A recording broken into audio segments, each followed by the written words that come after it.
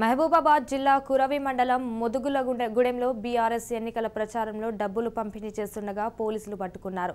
డోర్నకల్ నియోజకవర్గం బీఆర్ఎస్ అభ్యర్థి ఎన్నికల ప్రచారం నిర్వహించారు.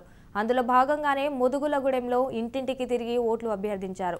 అయితే పనిలో పనిగా బీఆర్ఎస్ నేతలు డబ్బులు పంచుతున్నట్లు పోలీసులు తెలిపారు. 100 రూపాయల చొప్పున 30,000 రూపాయలు పంపిణీ చేస్తుండగా గుర్తించామని పోలీసులు వెల్లడించారు. ఓటర్ల ప్రలోభ పెట్టేందుకు పంచుతున్నట్లు పోలీసులు స్పష్టం చేశారు. దీంతో డబ్బులు తీసుకున్న పోలీసులు వాటిని సీజ్ చేశారు.